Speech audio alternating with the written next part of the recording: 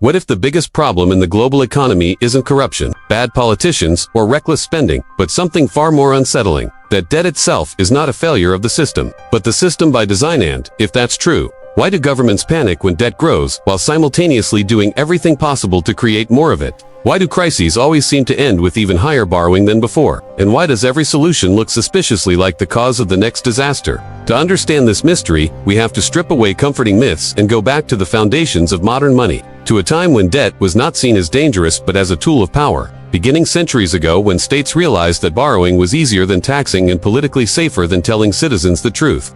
Because early governments learned a crucial lesson. A nation that can issue promises can fight wars, build empires, and survive shocks long before it ever has the real resources to pay for them. And this logic became formalized with the rise of central banks, public bonds, and fiat currencies, where money itself stopped being a physical thing backed by gold and became a promise backed by faith in future growth, future taxes, and future generations, creating a system where debt was no longer a temporary bridge but a permanent feature. As industrialization accelerated, borrowing fueled railways, factories, and global trade, reinforcing the idea that debt created growth, and growth justified more debt, a feedback loop that seemed almost magical, especially in the 20th century when world wars proved that massive deficits did not immediately destroy nations but instead helped them survive existential threats, leading economists and policymakers to conclude that debt wasn't inherently bad as long as economies kept expanding faster than what they owed. But here's the twist: they didn't emphasize. This logic only works if growth never meaningfully slows. Because once growth falters, debt stops being fuel and starts becoming gravity. After World War II, the system evolved into what we now recognize as modern global finance. With the US dollar at its center, central banks managing interest rates, and governments normalizing deficit spending during both crises and calm periods, gradually shifting from borrow in emergencies to borrow as policy. And this shift accelerated in the 1970s, when the gold standard was abandoned, removing the last meaningful constraint on money creation and allowing debt to expand not just to fund wars or rebuild nations, but to smooth recessions, stabilize markets, and prop up asset prices. And each time a downturn appeared, policymakers discovered that borrowing could delay pain, win elections, and maintain the illusion of stability. So debt piled up quietly while prosperity appeared to continue, masking the structural fragility underneath.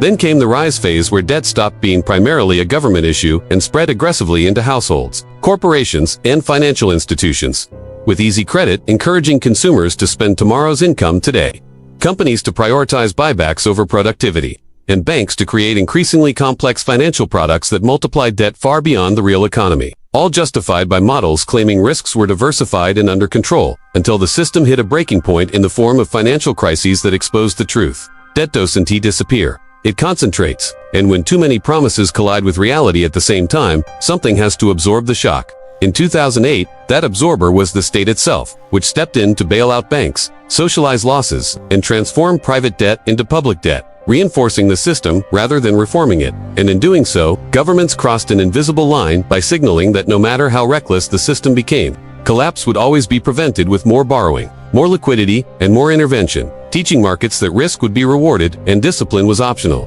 The fallout of this approach was subtle but profound, as interest rates were pushed toward zero. Then below it, in some countries, punishing savers, inflating asset prices, and widening inequality, while debt levels exploded to historic highs that would have been unthinkable just decades earlier.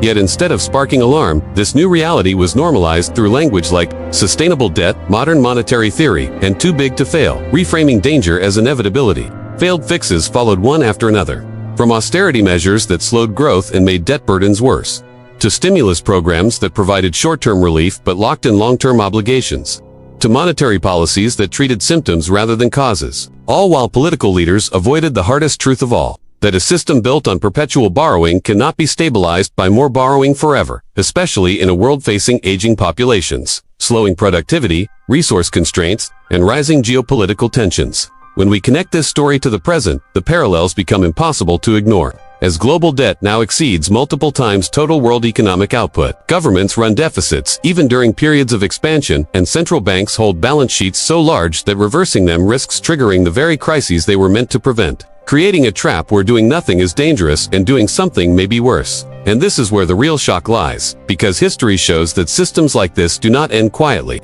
They end through inflation that erodes purchasing power without an explicit default, through financial repression that locks capital in place, or through sudden crises that force painful resets. And the reason the cycle keeps repeating is not ignorance but incentives. Because debt allows politicians to promise benefits without immediate costs, allows markets to grow faster than underlying productivity, and allows societies to delay difficult conversations about limits, trade-offs, and sustainability. So what are we left with when the mystery is finally revealed? First, the realization that global debt is not an accident or a mistake, but a deliberate design choice that prioritizes short-term stability over long-term resilience. Second, the understanding that every major crisis resolved by debt sets the stage for a larger and more dangerous one later. And third, the uncomfortable truth that no technical fix can solve what is ultimately a political and social problem about how much we consume, promise, and expect from the future, which leads to a warning rather than a conclusion. The longer we treat debt as harmless, the fewer options we have when reality forces a reckoning, and the more that reckoning will be imposed rather than chosen.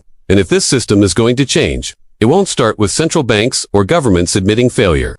It will start with people understanding how the game actually works and questioning narratives that promise painless prosperity. So if this video challenged your assumptions and helped you see global debt not as a glitch but as the engine itself, consider subscribing for more deep dives into history and finance. Share this with someone who still believes debt doesn't matter, and ask yourself the most important question of all. When the system finally demands payment, who do you think will really pay?